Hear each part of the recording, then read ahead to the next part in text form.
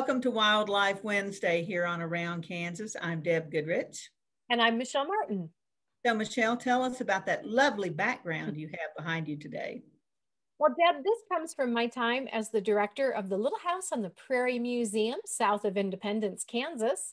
It was springtime. We had a nice rain in the untouched hay meadow across the street from the museum. And when the flowers started to bloom, I went out and got down literally on my hands and knees and shot images of the hay meadow through the grasses. We're going to talk, that reminds me, on Friday's show, folks, we're going to talk about photographers and all the cool stuff to photograph in Kansas and all the crazy people like Michelle who don't mind crawling around on the ground to get the right shot. So, and another one of our photographers who is willing to go to any lengths is the photographer that took the image behind me, Ken Stafford, and this is the Maxwell Wildlife Refuge. It's baby time with the buffalo, and so they've got some adorable little calves out there, and it's just awesome. And Ken is one of our go-to photographers because he is always outside and getting some great images, whether it's at Maxwell or just all over, you know, not just in Kansas, but all over the place. And he's got great subjects and a great eye. So we're thankful to take advantage of Ken as much as we can. Especially when you're photographing buffalo, they can be a little unpredictable. But it's apropos that you have buffalo behind you, given they are the Kansas state mammal. And they figure so largely into home on the range. I know when we had friends come in from out of state, and the first thing they said when they got off the plane in Kansas City, where are the buffalo? And I'm like, well, not in Kansas City Metro, but yeah, we won't have to go too far, you know. So we are talking today about Forever Outdoors, which was founded by my buddy, Rob Robinson. Yes, that is really his name. And Rob is a good old boy from Mississippi. And I am a Southerner, so I can say that in all seriousness and with all respect. And Rob used to come to Kansas to hunt, and he was working on the Grand Slam of turkeys. And so he came to Kansas to get one of those turkeys. I can't keep up with which turkeys where. But he visited Nicodemus, and he went to visit our friend Gil Alexander. And Gil had been a rancher in Nicodemus. You know, his family had settled there. His great-grandfather was a Buffalo soldier. And so he founded the reenacting group of Buffalo soldiers there. So Gil was a rancher and farmer and had some nice land for turkeys. And Rob goes up to him and knocks on his door and says, hey, can I hunt on your land? Except his accent was a lot thicker than mine is. Being in Kansas for so many years has modified mine somewhat. And Gil's like, yeah, I guess. And so Rob hunted on his land. Well, 2 or 3 years later, Rob comes back and Gil's like, oh gosh, you know, it's that boy from Mississippi again. And you know, in all fairness, Gil was a black man that grew up in the 60s, and the images of the South that he'd seen on TV were not real welcoming. So he kind of, you know, he had his qualms about letting Rob hunt there. But not only does Rob say, can I hunt here? Can I camp in your yard? And you just have to know Rob, I swear. And Gil's like, yeah, I guess. And so he camps in his yard.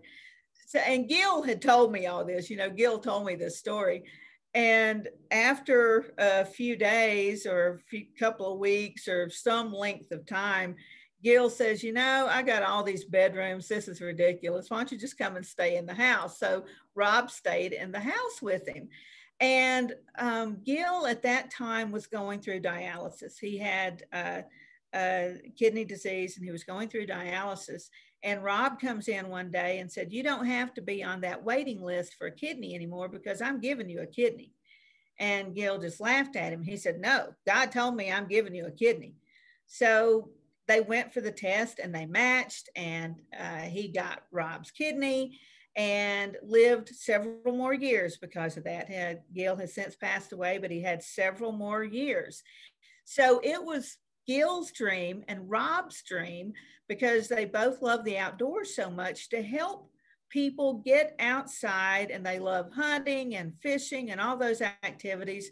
So they founded Forever Outdoors to get people outside that might, like veterans, people with disabilities, people that might struggle to do that. And Rob has continued that. And I don't know anybody that works harder for his cause than Rob, and is obviously has such a big heart. And so he has helped so many people all over the country. He lives in Mississippi still. He makes frequent trips to Kansas, but he still lives in Mississippi. So a lot of fishing down there, a lot of hunting. And he's just helped introduce so many people to the joys of being outside. Well, you know, Deb, I lived in Fort Scott, so I was in Southeast Kansas, and I've spent so much time in Montgomery County and Chautauqua County. And Chautauqua County has some amazing, the people I know who are hunters and fishermen, they all tell me that they've got some of the best deer and turkey hunting down in Chautauqua County, and also some great fishing. And I know from my time working in that part of the state, we would see in Sedan during hunting season a huge influx of individuals from all over the country. And I know some of those folks who came into that part of the state came in because of Forever Outdoors. What I loved was to see how they figured out adaptive technology to help individuals hunt who really wanted to hunt but had physical limitations or issues they had to overcome, and the ingenious ways they've come up with to help those individuals be able to go ahead and hunt or fish or go hiking, and to get out and explore and enjoy the outdoors. It's really a fantastic organization. It really is. And Kansas has so many fantastic places to get outdoors. And in a show coming up in a not too distant future, Michelle and I are going to talk about some of our state parks. You know, we're blessed with pretty awesome state parks. And other than state parks, you know, there are hunting grounds, you know, certain private landowners who make their land available for walking, hunting. So, you know, it's all about who you know. But there's just so many ways to get outdoors and enjoy everything that nature has to offer. And of course, hunting and fishing is big in Kansas. You know, it's a big economic piece of our story, and it's also one of the ways that tradition is passed down through families. You know, that the kids go hunting with dad and granddad and grandma sometimes, and girls and the boys, and they all get out there together and fishing. We'll talk about that with some of our lakes, and we've got some phenomenal fishing spots here. So we'll talk about that too. But I think somebody like Rob that just has the determination, like you said, the adaptive things, but somebody who is so determined to see that people can get out and enjoy all the things that he loves, that he's grown up with. And he's just so determined to make that happen for anybody, regardless of their limitation. He's just so determined. And I think that's more important than anything. You know, that's, again, it's that human element, you know, reaching out to one another. And I'm telling you, nobody's heart speaks louder than Rob Robinson. He is, it speaks with a Southern accent, but it speaks very, very loudly. And on that note, let's go take a break and hear from our sponsor.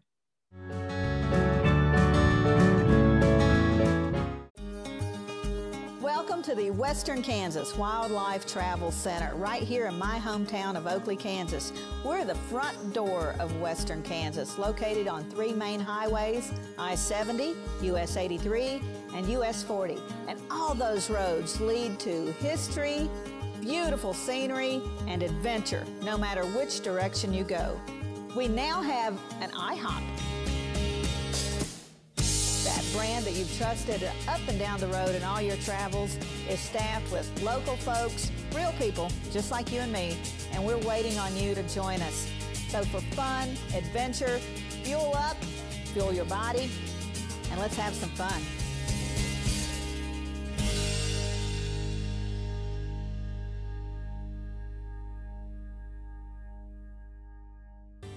Howdy, I'm Seth Hayes, and welcome to my hometown, from then to now. Council Grove has a rich history, as deep as the prairie tallgrass. Spend the day visiting 25 historic sites, or explore the unique shops and restaurants, or mosey out of town along the Santa Fe Trail.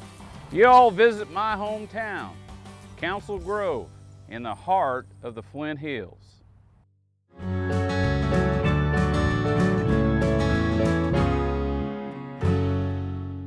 Welcome back. Michelle and I are talking about the great outdoors, and we were visiting about our friend Rob Robinson, who founded Forever Outdoors to help people enjoy the environment and all it has to offer, hunting and fishing and all those things. And it wouldn't be right to talk about those things without giving a shout out to the Kansas Department of Wildlife, Parks, and Tourism. And I just can't brag on those folks enough. Number one, as a person who does not hunt and fish, I have a lot of them in my family, but I personally do not hunt or fish. But they put out the best maps you've ever seen. You could get an atlas of, walk-in hunting grounds and all this stuff. These are the best maps ever, and they are free. Like Homer Simpson, how much is free? It's free, nothing. It doesn't cost anything. And it's just the greatest thing ever.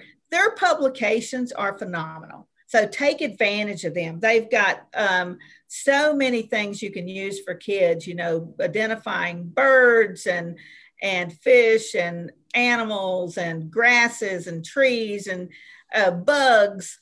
There's just so many things, and that I can get into getting outdoors. I love to, to hike and to just go along the lakefronts and all that stuff. But they have got something for you no matter what you're interested in doing outside. Deb, my time in Kansas, one of the things I really enjoyed was hiking. And I know people are probably thinking, but Kansas has some areas that are pretty flat. How do you hike flat lands? Trust me, when you go ahead and get into certain of our state parks and wildlife areas where you're allowed to hike, that's how you find that Kansas's outdoor diversity is amazing. And so for me, the Kansas Department of Parks and Rec and Wildlife and Tourism, you're right, their maps are fantastic. To be able to go online and even look at them and download your hiking map, to be able to print it off and take it with you is wonderful. And I've lived in other states, including our sister state to the south, Oklahoma, and New Mexico, and I'm in Arizona now. And I have to say, Kansas really does probably one of the best jobs that I've seen in providing the public with the information you need to know to be able to get outdoors and enjoy that ecological diversity that Kansas has to offer. And there is a lot of diversity when you go from the elevation in the southeast, that's a few hundred feet, and you go to Mount Sunflower, which is over 4,000 feet. You go through all kinds of ecosystems. So I don't care what you're looking for, you're probably going to find it. And some, really interesting animals along the way. You go from tall grass to short grass, which means different animals, different flowers, different everything. And so there is a lot of diversity in Kansas. I know some people who get outdoors, like our friend Frank used to, with his motorcycle buddies. And they went one time to every corner of Kansas. They took a trip to visit every corner of Kansas. And even though you know that it's different, to get out and see how different it is, just like that, to take one trip and visit all four corners, it will blow your mind. And even though the northeast corner is really hilly and wooded and a little higher than the southeast corner, it is totally different from the northwest corner where you have the Rickery Breaks. Yes. That's totally different from the southwest corner where you have the Cimarron grasslands and that incredible southwestern landscape, much more landscape we associate with the southwest. And then, of course, that southeastern landscape, you have in some places swamps with cypress trees, and nobody thinks cypress trees in Kansas, but they're there. They're there. I mean, what an incredible variety. Right. And that's one of the fantastic things about Forever Outdoors is that not only does Rob help people get outside and either hunt or fish or hike and enjoy those things, but he's really introducing people, and many of them non-Kansans, to that. And when he brings people to Kansas, that diversity that you find here. Again, we say this quite often, Kansas is far more than a drive-through or flyover state. And if you actually stop and take the time to really look, you'll find that breadth of diversity as far as our ecosystem and the landscape. And I just have to say it, no matter what you do in Kansas, you can't beat the sunrises and you can't beat the sunsets, no matter what time of year, because you do have such wide open views. And really, once you're outside of the major cities, you've got so little light pollution, so little actual pollution in the air, that it really makes for some of the most incredible sunrises and sunsets. People in Arizona like to brag on them here, and I'm like, hold my beer. Let me show you some photos of Kansas sunrises and sunsets so you see what it's really like. We have had some incredible ones lately because of, the storms, and you get those spectacular cloud formations. And then, like you said, you get the sunrise or the sunset at the same time. And I was out the other night after one of the storms, and actually most of the really interesting clouds were a little to the west of us. But I'm like, it is impossible to capture the grandeur and the scale of what you're seeing. It's just not possible. If you're not experiencing it physically, there is no way to take a picture, to take a video, to do anything that will come close. It might be pretty cool, but it is not going to equal what it's like to be standing there. And that goes right along. And I keep saying, especially now that I don't live in Kansas anymore, and yes, I pine for Kansas every day. I tell people here, I told people in New Mexico, even my friends in Oklahoma got tired of hearing me talk about there's just something really amazing and beautiful about Kansas and its landscape and its environment and being outdoors in it. You feel more connected to it. I feel more connected to the landscape in Kansas than I have anywhere else that I've really ever lived. And it just kind of, it grabs a hold of you and it doesn't let go. I mean, it does. It reminds me of one of my favorite Kansas writers, Zula Bennington Green, who wrote under her pen name Peggy of the Flint Hills, when she said, the Kansas prairie, she's beauty, she's rapture, she's tender, she's mystery. And then all of a sudden you realize that's what you wanted all along. And I'll tell you what, I think that's what Rob is able to capture when he brings folks to Kansas in particular, and when other outfitters are bringing folks to Kansas to hunt, to hike, to fish, to canoe, to kayak, to explore the beauty that Kansas has to offer. And that is, I think, one of Kansas's greatest gifts to the world, really, is her absolute amazing beauty and diversity. Absolutely.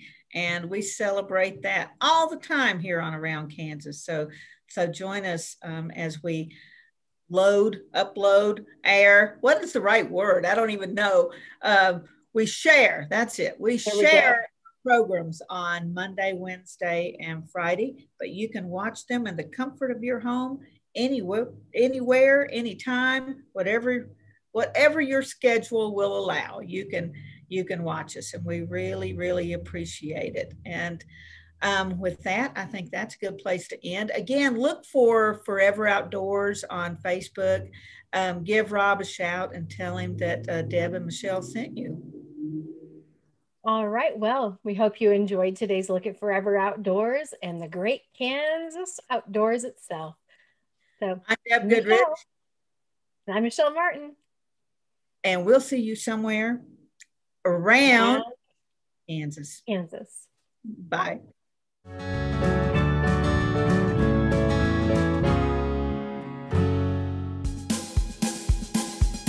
Okay, looks like it's time for our tour. Welcome to the Fort Wallace Museum. Here at the museum, you're going to find some really interesting stuff, like our replica stagecoach from the Butterfield Overland Dispatch. We've got facades from the fort buildings. We've got an 1870s flag. There's a plesiosaur that was discovered locally. We've got the Ray pump organ collection. We're a little bitty place with a great big story, and we'd love to have you.